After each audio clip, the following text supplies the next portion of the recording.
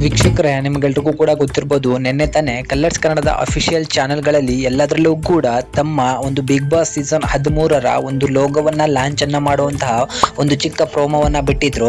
ಇದಕ್ಕೆ ಅದ್ಭುತವಾದಂತಹ ರೆಸ್ಪಾನ್ಸ್ ಅನ್ನ ಕನ್ನಡಿಗರು ಕೂಡ ಕೊಟ್ಟಿದ್ದಾರೆ.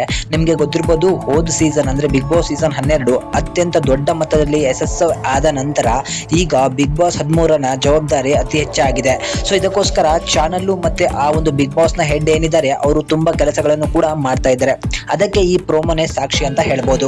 ಆದ್ರೆ ಈ ಪ್ರೋಮೋ ಬಿಟ್ಟಿರುವಂತಹ ಉದ್ದೇಶ ಏನು, ಈ ತರ ಏನೋ ಒಂದು ಸ್ಪೆಷಲ್ ಇದೆ ಮತ್ತು ಬೇಗ ಶುರುವಾಗತ್ತೆ ಅನ್ನಿರೋ ಒಂದು ಮಾತನ್ನ ನೀವು ಕೇಳಿರ್ಬೋದು. ಅದಕ್ಕೆ ಏನು ಅಂತ ಹೇಳಿದ್ರೆ, ಈ ಬಾರಿ ಸ್ಪೆಷಲ್ ಏನಂತ ಹೇಳಿದ್ರೆ, ಈ ಬಾರಿ ನೀವು ಯಾರು ಕೂಡ ಊಹೆ ಮಾಡಿರೋದಿಲ್ಲ ಅಂತಹ ಒಬ್ಬ ಸ್ಪರ್ಧಿನೂ ಕೂಡ ಈ ಬಾರಿ ಬಿಗ್ ಬಾಸ್ ಒಳಗೆ ಎಂಟ್ರಿನ ಕೊಡ್ತಿದ್ದಾರೆ ಅಂತ ಹೇಳಲಾಗ್ತಿದೆ.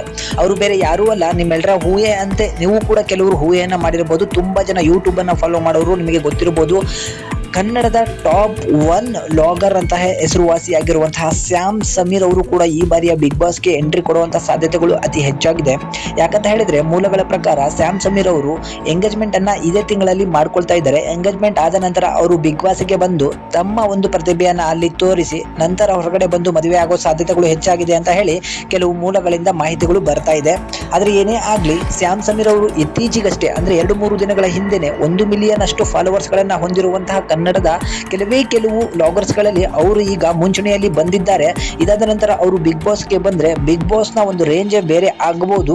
ಅವರ ಎಲ್ಲಾ ಫಾಲೋವರ್ಸ್ ಕೂಡ ತಪ್ಪದೇ ಅವರ ವ್ಲಾಗ್ಸ್ ಗಳನ್ನ ನೋಡ್ತಾರೆ. ಅದೇ ರೀತಿ ಬಿಗ್ ಬಾಸ್ ಅಲ್ಲೂ ಕೂಡ ಅವರಿಗೆ ಅತಿ ದೊಡ್ಡ ಮಟ್ಟದಂತಹ ಒಂದು ಸಪೋರ್ಟ್ ಅನ್ನ ಮಾಡಿ ಈ ಬಾರಿ ಬಿಗ್ ಬಾಸ್ ಅನ್ನ ಗೆಲ್ಲಿಸುವಂತ ಸಾಧ್ಯತೆಗಳು ಇದೆ ಅಂತ ಕೂಡ ಮಾತಾಡ್ತಿದ್ದಾರೆ.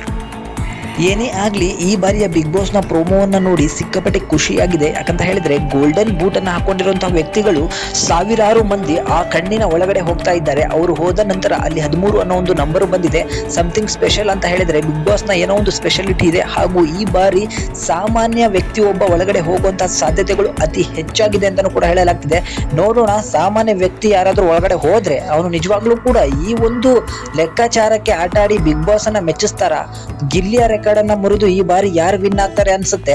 ನಿಮ್ಮ ಅನಿಸಿಕೆ ಅಥವಾ ನಿಮ್ಮ ಏನು ಪ್ರಾಬಬಿಲಿಟೀಸ್ ಇದೆ ಅವರ ಹೆಸರುಗಳನ್ನ ಕಮೆಂಟ್ ಮುಖಾಂತರ ತಿಳಿಸಿ.